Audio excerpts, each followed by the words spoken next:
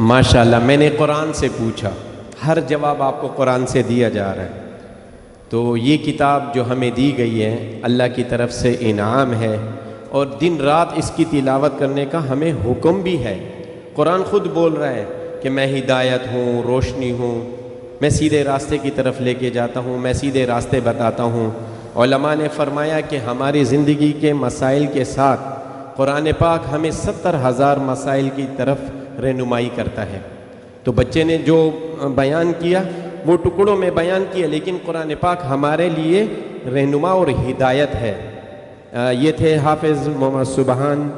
اس کے بعد میں تقریر کے لیے دعوت دیتا ہوں محمد عمیر عدیل، جو سیرت النبی صلی اللہ علیہ وسلم پہ تقریر کریں گے۔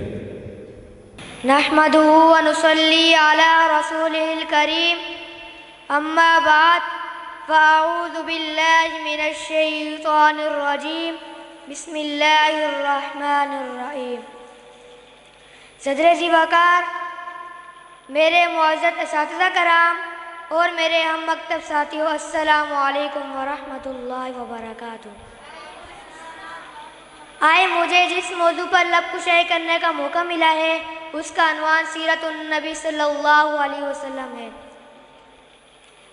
اللہ تعالیٰ نے قرآن مجید میں فرمایا لَقَدْ كَانَ لَكُمْ فِي رَسُولِ اللَّهِ أُسْوَةٌ حَسَنَةٌ، یقیناً تمہارے لیے رسول اللہ صلی اللہ علیہ وسلم کی زندگی بہترین نمونہ ہے۔ قرآن میں جن کی شان بیان خود خدا کرے، قرآن میں جن کی شان بیان خود خدا کرے، بندے سے اس کی مدح سرائی کس طرح ہو۔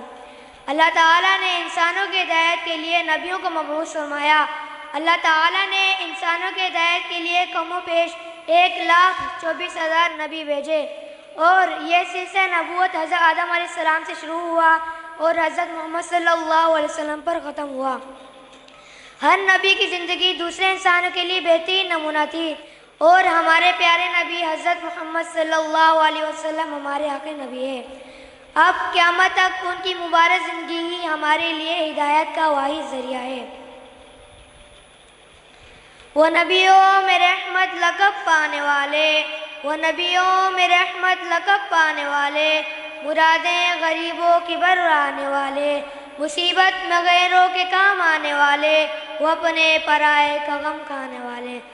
صدر ذی وقار، سیرت النبی صلی اللہ علیہ وسلم ایک واحد ذریعہ ہے جس سے ہم اپنی زندگی کے تمام شعبوں میں رہنمائی حاصل کر سکتے ہیں، خواہ ان شعبوں کا تعلق معاشرتی زندگی سے ہو یا معاشی اقتصادی زندگی سے ہو۔